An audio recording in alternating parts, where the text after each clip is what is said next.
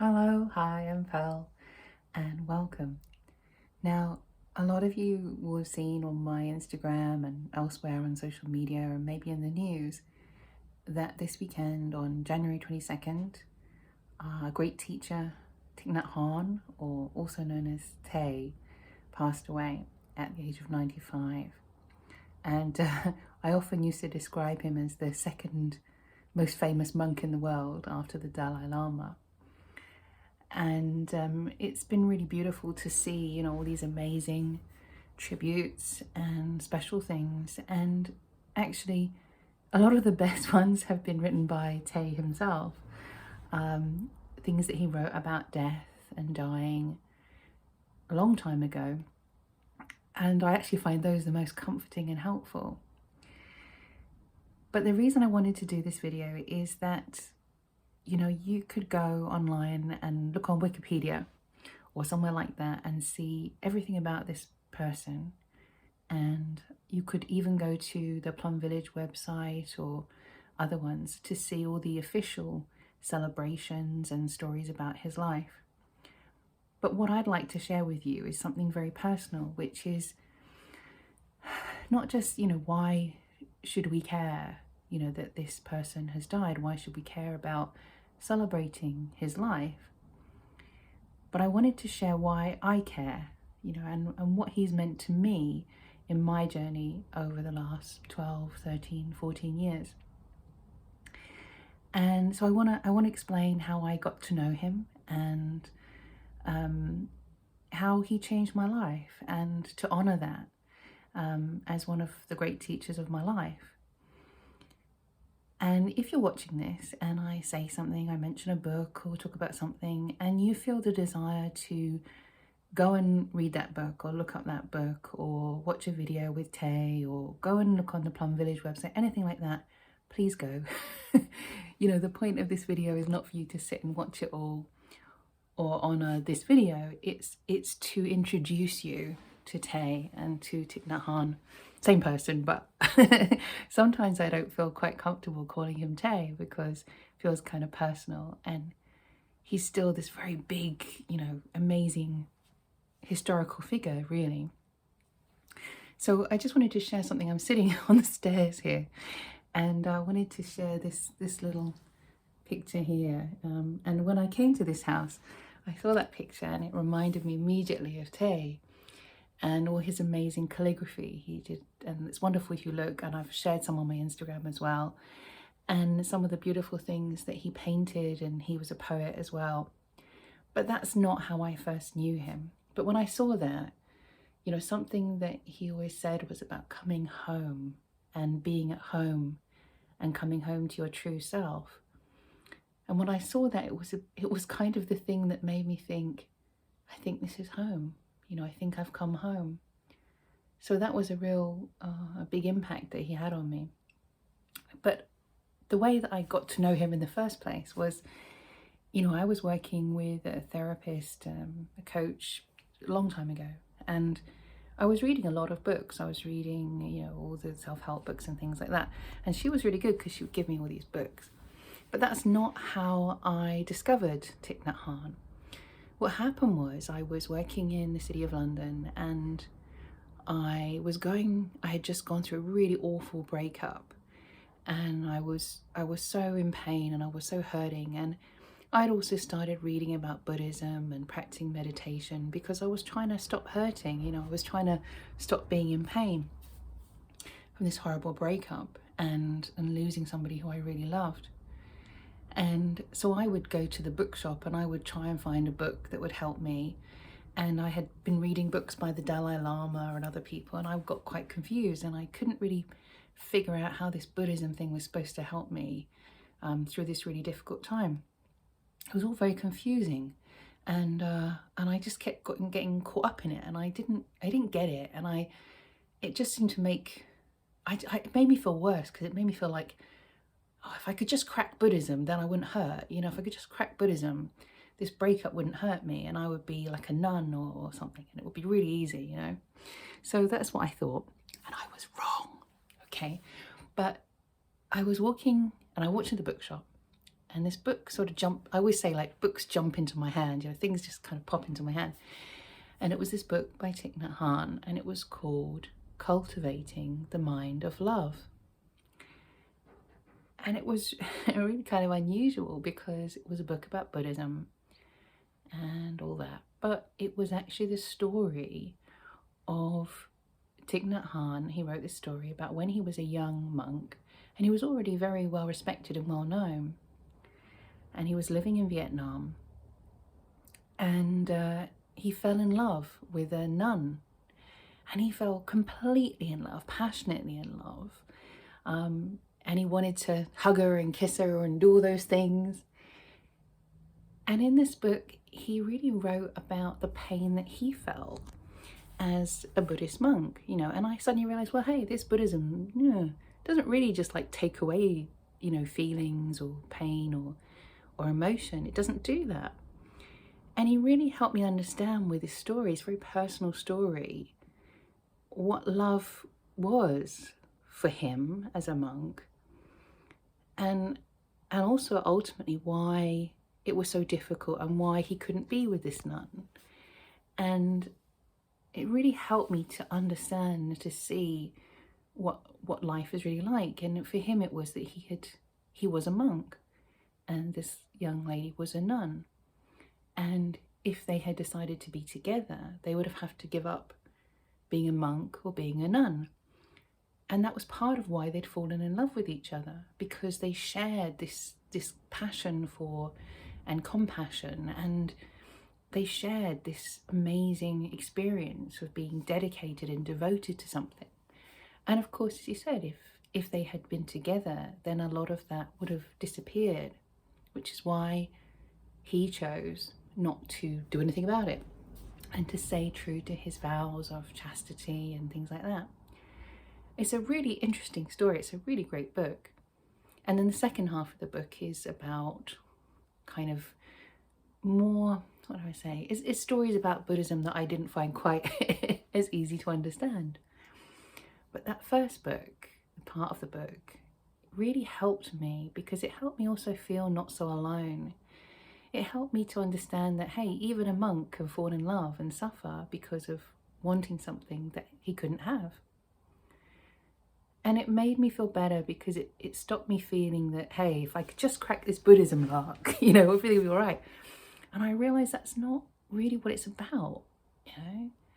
And it helped me to see that what he was doing as a monk was helping other people, but by sharing the difficulty, sharing the challenges, not saying these challenges don't exist. And that was kind of wonderful. And after that, I started to read other things that he'd written. And I can't even remember this. So he wrote, I think, 90 books, probably more than that now, because some of them have been changed around. Some of them are very tiny, tiny books. And some of them are really huge books. He wrote a huge book about fear and a huge book about anger. And I haven't read those books because I wanted to write my own book about fear and anger.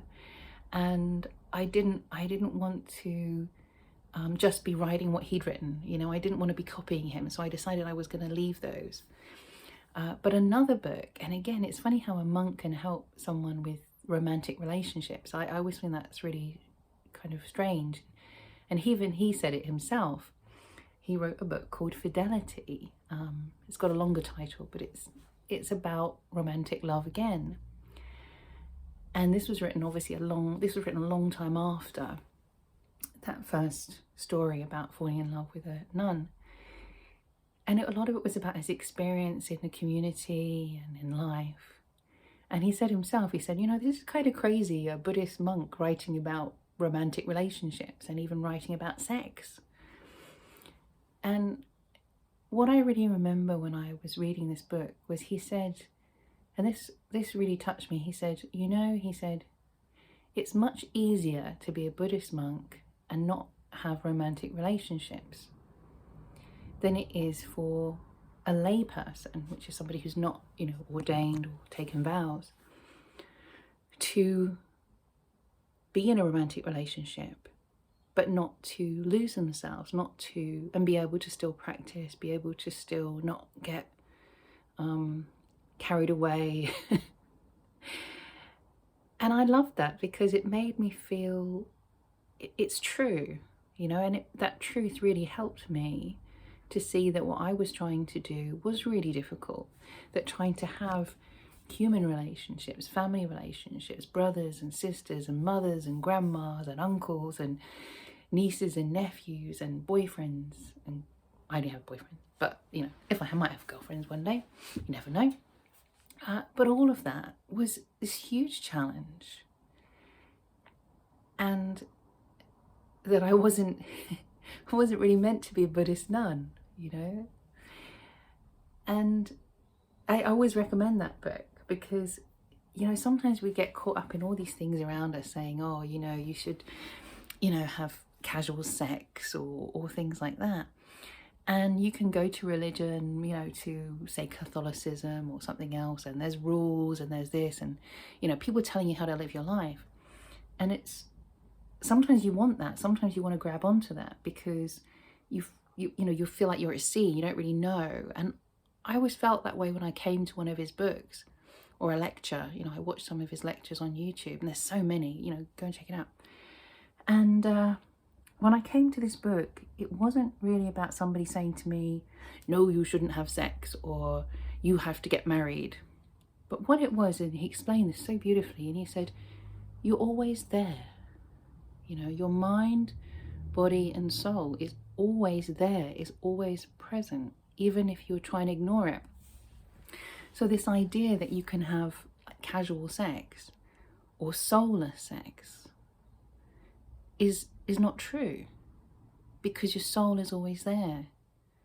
You're always having a spiritual relationship with the person that you're with, even if you in your mind you think, oh, I can do this and it doesn't affect my spirit. Of course it affects your spirit.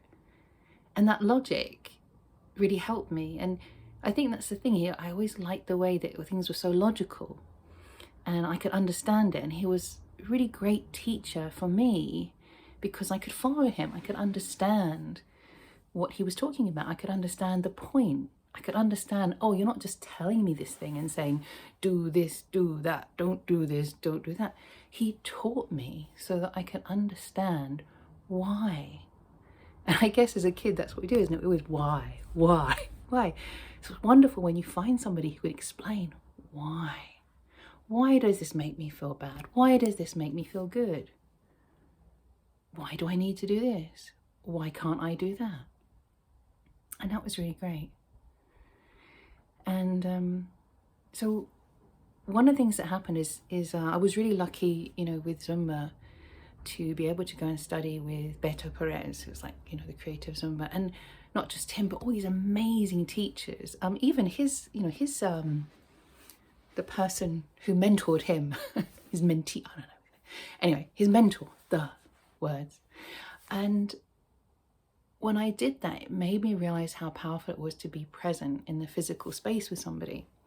And so I asked myself, I said, who do I want to go and study with? Who, you know, whose training do I want to go and do? And the answer was Don Miguel Ruiz, not Thich Nhat Hanh yet.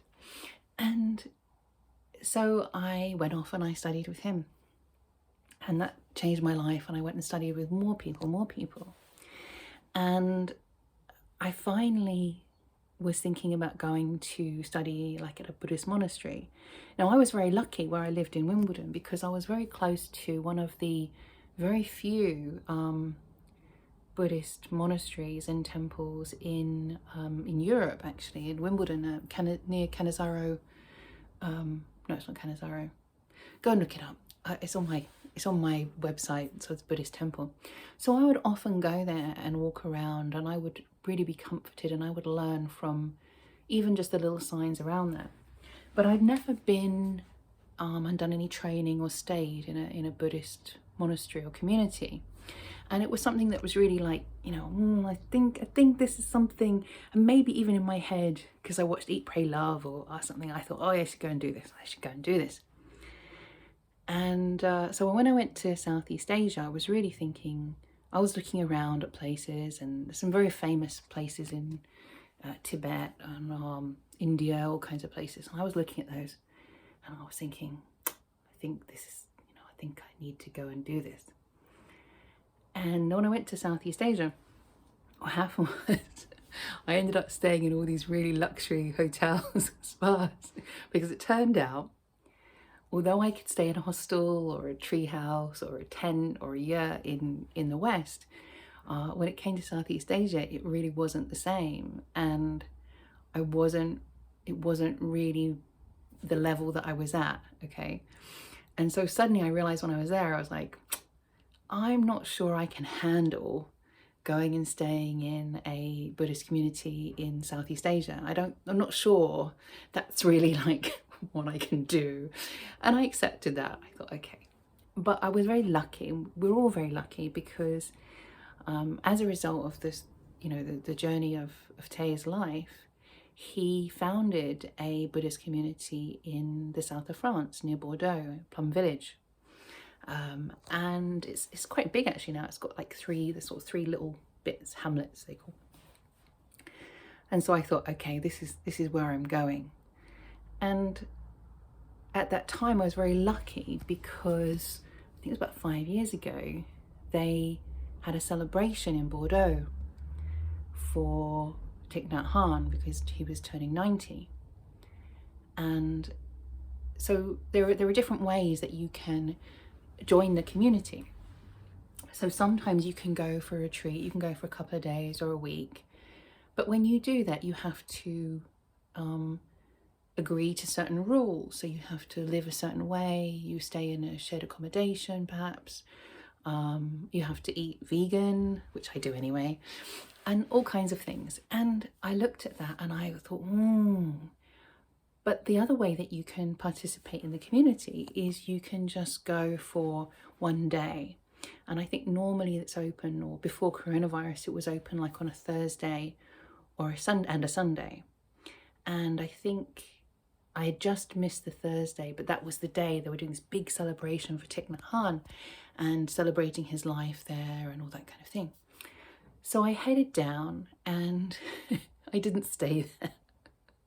I found a great big spa retreat round the corner with like hot tub and a luxury apartment. And the funny thing was I didn't eat any of the food there because it was France and I had a good feeling that it was all going to be quite meat based and cheese based.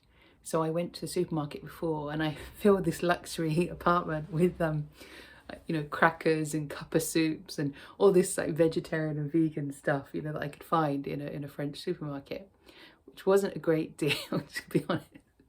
So I kind of did this sort of mix and match luxury retreat, and it was lovely because I would wake up and I would walk around the grounds of this golf course and I would really relax and really,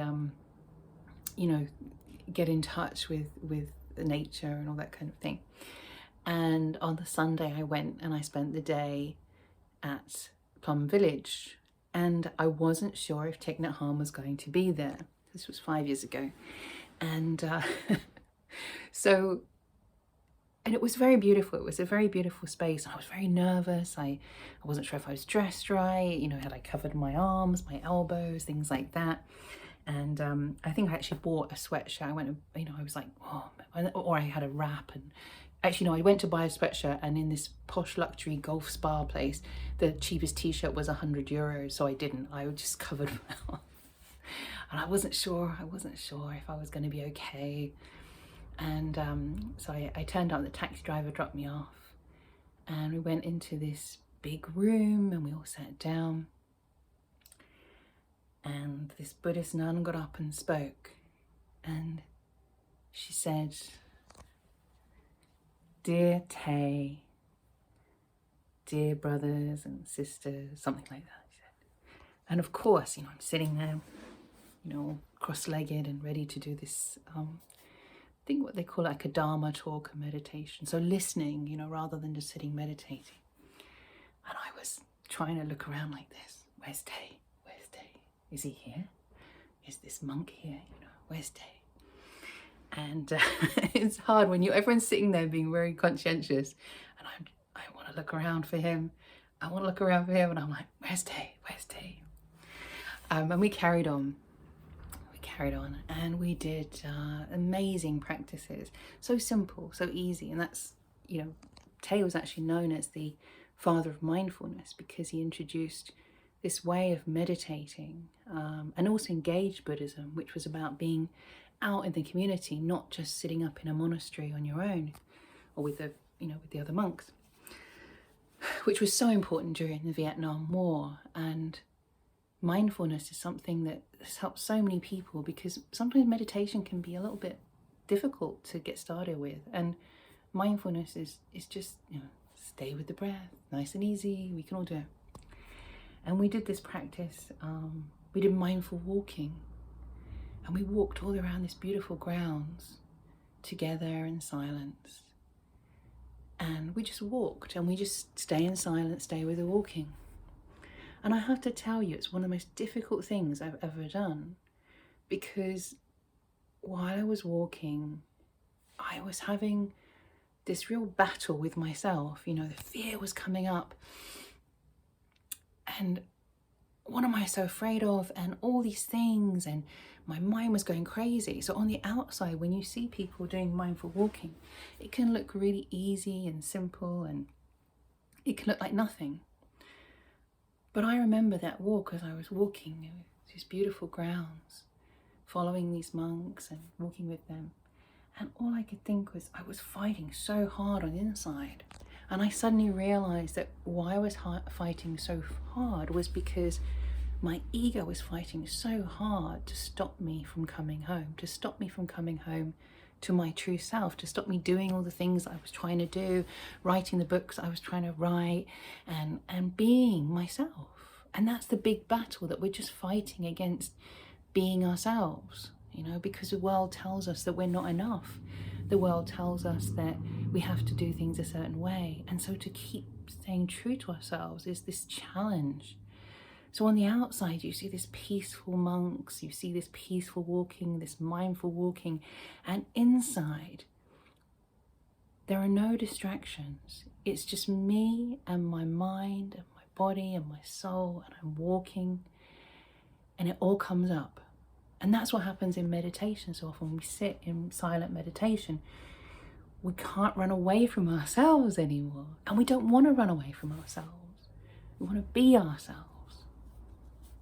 So that day I was walking, and then we did mindful eating, which I've written all about. And it turned out, yes, I really was challenged by living in a very strict Buddhist community in that way. Even just for a day, I found that really hard. But it was okay, because it was, the bit that was right for me that I did. And every time somebody spoke, they said, "Dear Thay, dear brothers and sisters," and I was like, "Where's Thay? Where's Thay? Where's Thay?" And then as the day went on, I realized something, after I'd been to the gift shop and bought my sweatshirt and, done all that kind of thing, because there's a gift shop there, you can buy the books and the sweatshirt and the t-shirts. Come on, these monks have got to live, and the nuns. And I'd done my donation, and I had to go and ask, where do I give this money? And they said, "Oh yes, just put it over there, that's fine." It's so relaxed, so gentle, so compassionate, and there's a lot of children that come, especially on a Sunday. I'll tell you this, it's a bit rude, okay? So I'm sitting there, and I had stressed so much about what I was going to wear, and I looked around, and there were these French girls there, and they were always wearing these little strappy tops with no bra and the nipples, all that. I'm like, how dare you come to this Buddhist community, Plum Village, and you're wearing this thing like that. And then I thought, you know what, pal? You are just giving them a hard time in your head because you gave yourself such a hard time. The monks don't care. The nuns don't care. This is France, okay? This is France. They've seen it all before. And another thing is, I was doing this mindful walking. We were walking around, and every so often I would hear this noise, and it was a gunshot. So in the fields around on a Sunday, people were shooting. Were hunting. And it made me laugh, because I thought, you think you have to be in this perfect, remote Buddhist community and all that, and it's still hunting going on, people killing stuff, but you just have to let it go. Don't let it distract you, because this is part of being in the world, that there are all different ways of being. But anyway, I was still looking for Thay, I still say, where is he? Where is he? And then I understood that it's a respect for the teacher, that whenever somebody says, they start like, ladies and gentlemen, they say, dear brothers and sisters, dear Thay, because Thay is the teacher, it's the father of this group, the founder of this group. And every time they said Thay, he wasn't physically, his body wasn't physically in the room, but they were still honoring him and including him because he was there, because he was in the community. He is in the community even now. As you say, we are one. So he is in me because he has taught me, because I have learned from him, because his words have gone into my brain, and because we are all connected, we are all one. But I just want to share one last thing with you about looking for Thay, finding him, and knowing that actually he's in me. I remember this one thing.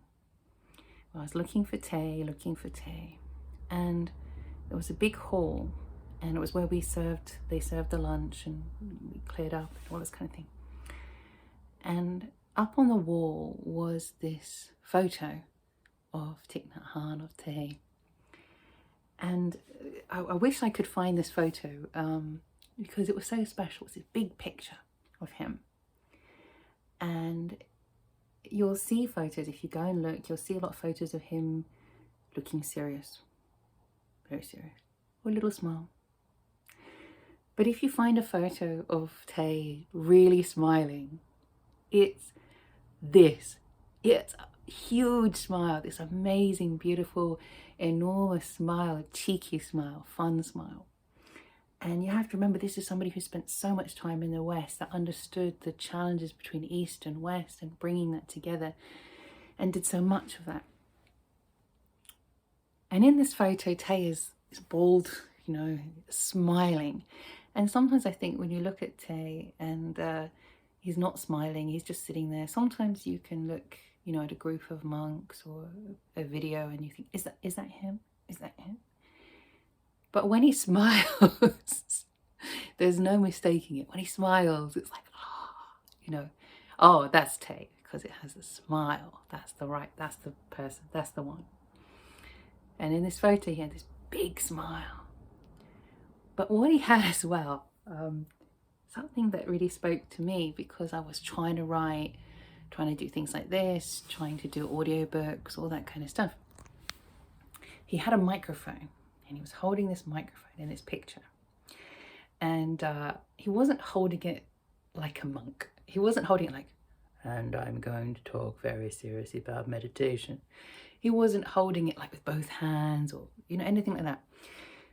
He was holding his mic, this big smile. He's holding his mic like that, like a rock star. And it looked like he was about to drop the mic, it was like, hey, I've just given this great speech and I'm going to drop the mic.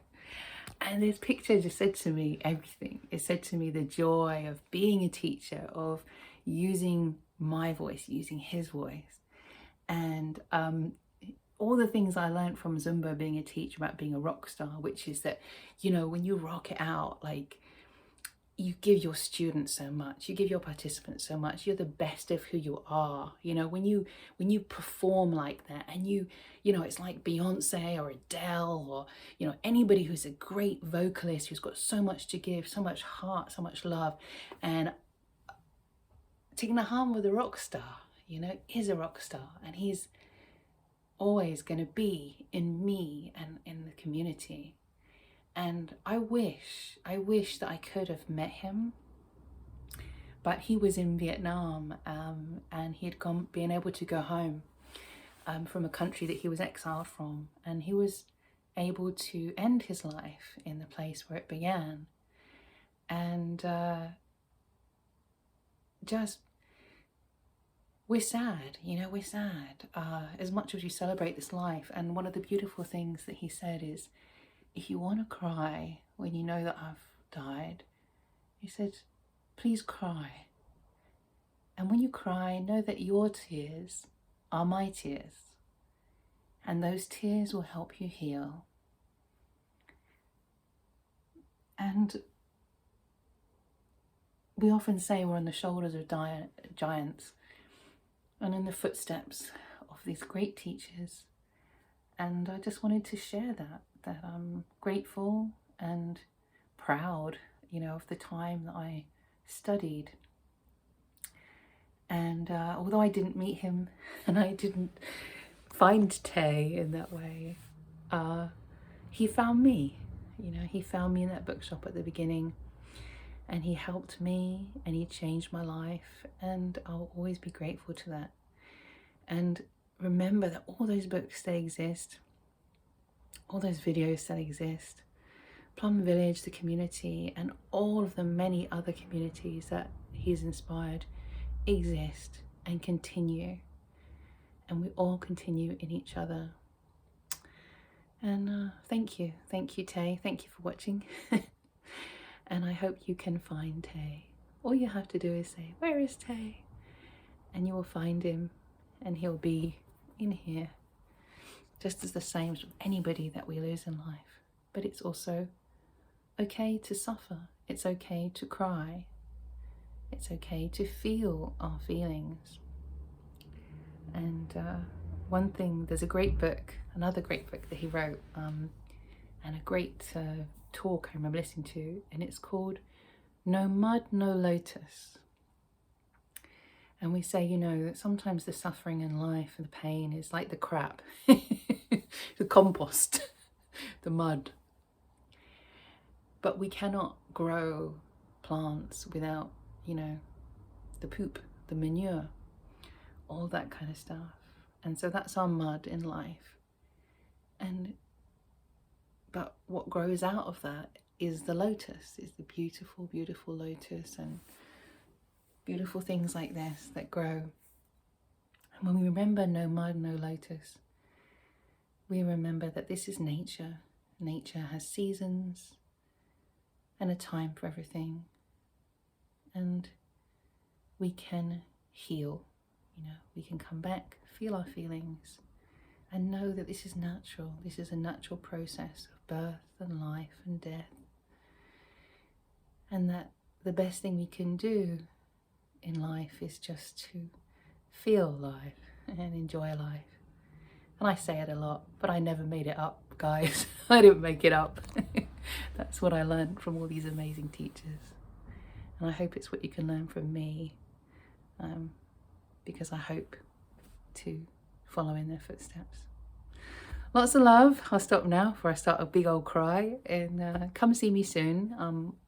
Got classes, I'll put some links down here, join the newsletter, and got some audiobooks coming out, and I'm using my mic. I'm using my mic because that's what Thay kind of taught me to do in that moment. Love you, take care, see you soon, bye.